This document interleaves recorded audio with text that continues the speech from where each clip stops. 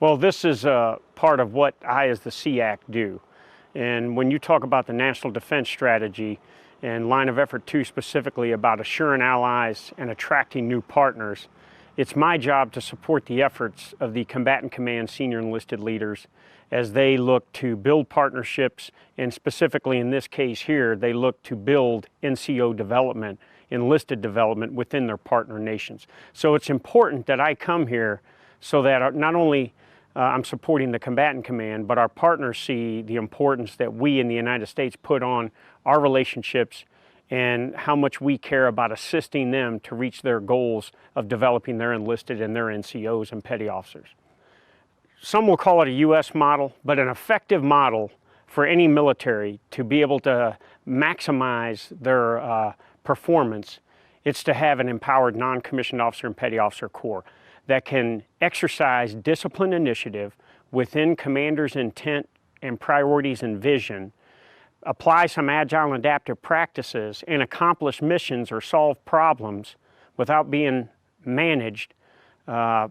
in some cases micromanaged by officers. So it's important, and it's been proven for us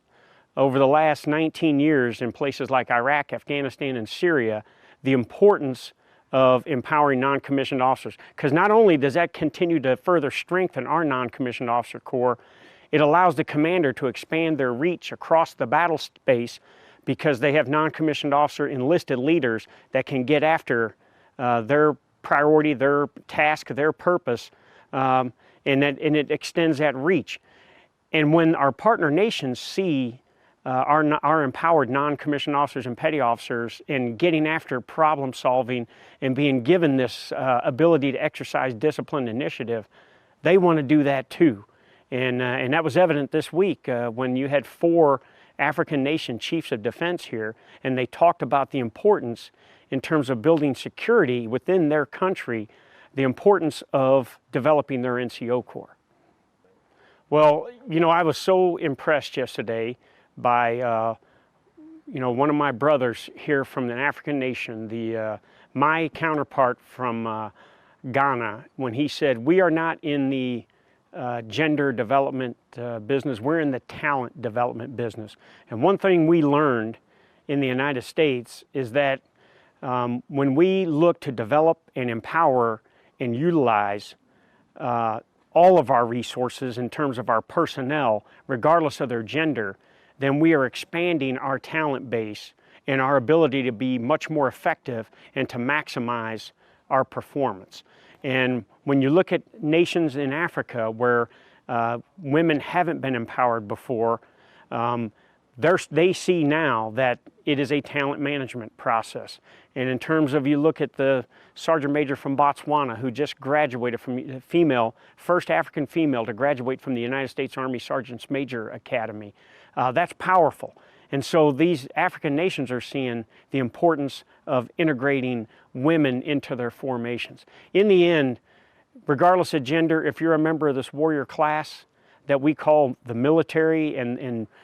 being responsible for defending our freedoms and our way of life, then we need to utilize all talent and provide everybody, regardless of gender, the ability to excel, grow, develop, and lead.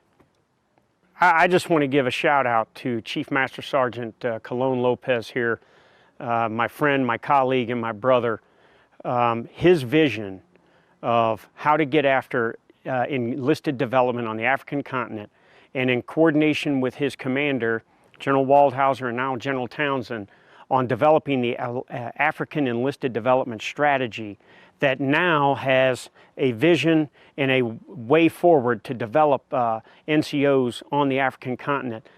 This is going to continue to grow and develop, and when they reach irreversible momentum in this, not only will the African nations be able to be more secure and be able to prosper better, but also our shared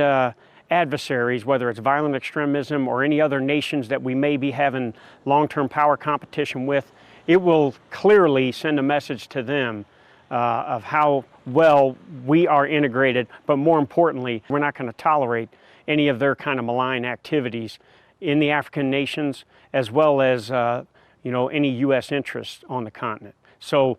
My message to the security cooperation NCOs in the countries of Africa, my message to the state partnership programs from the National Guard, the support, my message to the combat support agencies that assist in security cooperation, and most importantly, to the components of U.S. Africa Command and to the Africa Command leadership, all of these non-commissioned officers and petty officers there, continue to get after the mission, continue to synchronize your efforts, and continue to develop measurable effects so we can continue to develop our African partner nations to be part of the solution as opposed to being part of the problem. So get after it. So when you look at the African continent, out of the top 50 fragility states, meaning the ones that are most susceptible to poverty, to insecurity, to having violent extremism, and having disillusioned, disenfranchised citizens. 34 of those top 50 nations are on the Africa continent. And then when you look at, so when you have these fragile kind of states that are trying to develop security, they're trying to develop peace and prosperity, their malign actors see them as a potential target. So violent extremists are attracted to disillusioned kind of people. And those violent extremists, whether it's ISIS, whether it's Al-Shabaab, Boko Haram, whatever it is, not only are a threat to the African continent, but they're also a threat to Europe, and they're a threat to the United States. And then when you look at some nation states that we may have to, that we are doing long-term power competition with, when they move in and use economic and diplomatic ways to gain a foothold and then militarize their efforts in here, that there in itself means that one of our adversaries is now coming into a place they wouldn't normally be. So Africa is important not only to the United States security and interests on the African continent, but more importantly, our interests, our security, our homeland in the United States. So